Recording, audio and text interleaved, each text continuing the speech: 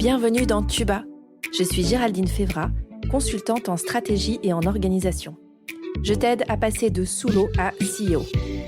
Que tu sois freelance, solopreneur ou que tu veuilles le devenir, Tuba te fait plonger chaque semaine dans le monde de l'entrepreneuriat. Tous les mardis, retrouve un nouvel épisode où je pars à la rencontre d'entrepreneurs. Ici, tu trouveras des idées, des conseils, des outils pour ton business, pour t'aider à entreprendre de manière libre et pragmatique. En clair, pour faciliter ton entrepreneuriat. Bonne écoute!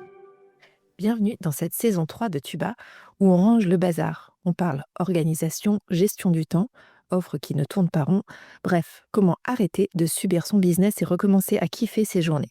Je t'aide à respirer sous l'eau quand ton business ressemble à un tourbillon. Et pour ouvrir le bal, un épisode très pratique sur un truc qui flingue nos journées sans qu'on s'en rende compte, l'impression de bosser tout le temps mais de n'avoir rien fait. Moi, je l'ai connu plusieurs fois, beaucoup trop de fois. Et souvent, c'est pas une question de flemme ou de mauvaise volonté. C'est juste que ma journée était aux commandes d'autre chose ou de quelqu'un d'autre que moi, manifestement. Dans cet épisode, je vais te raconter comment j'ai repris un peu le contrôle. Pas pour devenir une machine à productivité, mais pour terminer mes journées avec une vraie sensation de « c'est bon, j'ai fait l'essentiel » et surtout sans culpabiliser. Et je te pose une question avant qu'on commence. Quelle tâche te vole ton énergie dès le matin ? Pense à elle, elle va revenir plus tard, promis.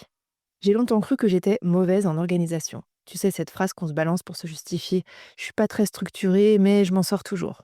Oui, enfin, s'en sortir, ça veut pas forcément dire vivre bien. Et à force de survivre à mes journées, j'ai réalisé un truc. C'était pas moi qui étais désorganisée, c'était surtout mon système qui était complètement inexistant. J'avais l'impression de bosser tout le temps, mais toujours avec un métro de retard. Je passais d'une tâche à l'autre comme si quelqu'un d'autre tenait la télécommande de ma journée. LinkedIn, WhatsApp, notif Insta, urgence client, appel vite fait entre deux réunions. Et moi, au milieu de tout ça, j'enchaînais, je gérais, mais j'avançais pas. Ça m'est arrivé plein de fois, par exemple, d'avoir planifié un temps de deep work, en bon français, c'est-à-dire de temps pour vraiment réfléchir à des choses de fond, notamment pour bosser ma stratégie ou une nouvelle offre, et puis un enchaînement de petites tâches, d'appels d'urgence, entre guillemets, etc. Et je me retrouve à 11h45 sans avoir avancé d'un poil sur ce que j'avais prévu pour la matinée, alors que pourtant c'était important pour moi et pour mon business. Il m'arrivait de finir une journée épuisée et surtout incapable de dire ce que j'avais vraiment fait dans la journée.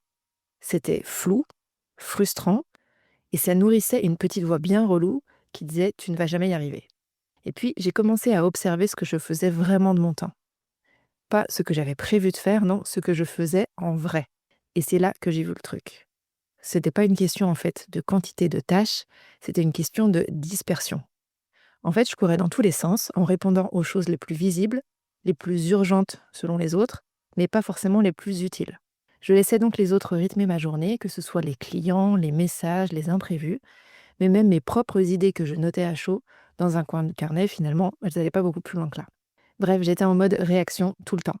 Et ce que ça me volait, c'était pas juste du temps, c'était de la clarté, de la direction, et un peu d'estime de moi aussi, soyons honnêtes. À ce moment-là, j'ai pas sorti un tableur magique. J'ai juste eu envie de comprendre ce qui me bouffait. Et d'arrêter surtout de me dire que c'était normal de finir chaque journée complètement vidée, frustrée ou avec 12 onglets ouverts dans ma tête. Alors ce que j'ai changé petit à petit. Je vais pas te mentir, j'ai pas trouvé la méthode ultime pour dompter mes journées. Mais par contre, j'ai commencé à observer ce qui me mettait dedans et surtout ce que je pouvais ajuster sans tout bouleverser. Et franchement, ça s'est pas fait en un grand week-end, pour être très clair. Non, ça s'est joué en petits gestes au quotidien. Et aujourd'hui, je peux te dire qu'il y a 3 choses qui ont vraiment fait la différence pour moi. La première, c'est que je décide la veille ce qui est essentiel. Avant, j'ouvrais mon ordi le matin et j'étais direct happée par ce qui clignotait. Que ce soit les mails, les messages, Slack, Instagram, bref. C'était pas moi qui décidais ce que j'allais faire, c'était le flux. Aujourd'hui, chaque soir, ou presque, je note dans un coin du carnet, à côté de mon bureau, les 2 ou 3 choses importantes pour le lendemain. Pas les trucs urgents, pas la montagne entière, juste ce qui va vraiment me faire avancer. C'est pas toujours spectaculaire, parfois c'est juste relire tel ou tel doc ou appeler un tel, mais c'est posé, c'est clair, et surtout c'est choisi par moi. Petite astuce, je fais ça en 5 minutes avant de fermer l'ordi. C'est une sorte de petit rituel, mais qui change tout.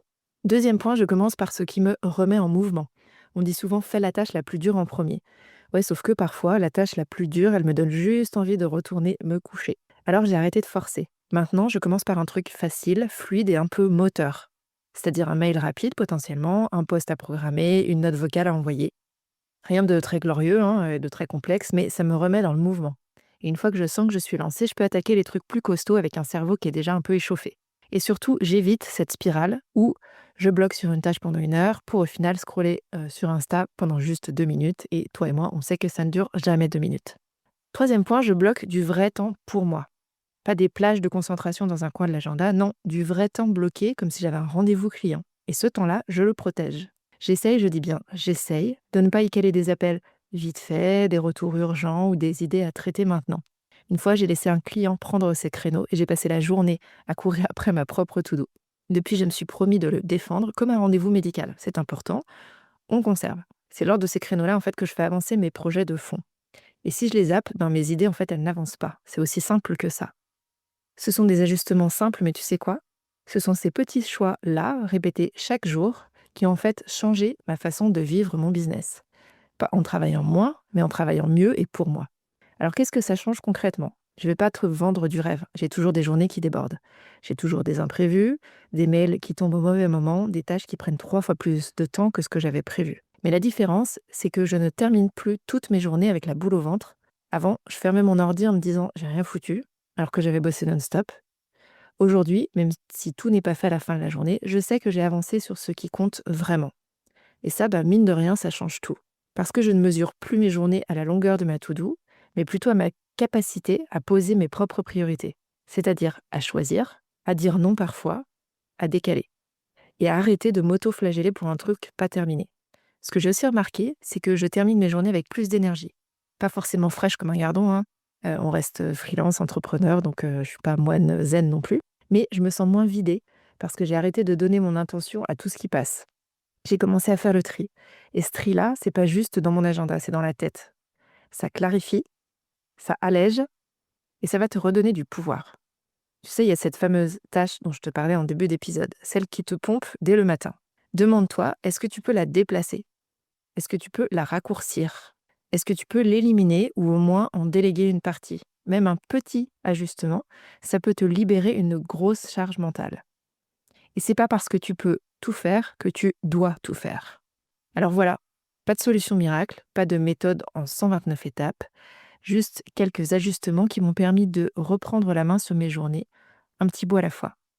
Parce qu'au fond, le but, c'est pas de tout faire, c'est de faire ce qui compte, sans y laisser toute ton énergie, ta patience ou ta santé mentale. Si tu as eu l'impression en m'écoutant que c'était évident mais pas facile, je te rassure, c'est tout à fait normal. C'est exactement ça, simple sur le papier, mais ça demande de l'attention, du courage et parfois de dire stop. Alors si tu devais changer un truc cette semaine, qu'est-ce que ça serait? Tu peux venir me le dire. Vraiment, je lis tous les messages. Alors sauf ceux peut-être qui arrivent à 6h du mat, faut pas pousser, je les lis pas à 6h du mat, mais je les lis quand même à un moment. Et tiens-toi prêt, tiens-toi prête, parce que la semaine prochaine, on va parler d'un sujet qui pique un peu, dire non à un client toxique. Et spoiler, c'est pas juste une question de courage, c'est une vraie compétence. Et ça commence souvent par une journée mal organisée où tu te dis oui alors que tu pensais non. Allez, à très vite. Et surtout, t'as le droit de fermer ton ordi avec le sourire ce soir. À bientôt. Respire, t'es pas seul sous l'eau. Merci pour ton écoute. Tu as aimé cet épisode?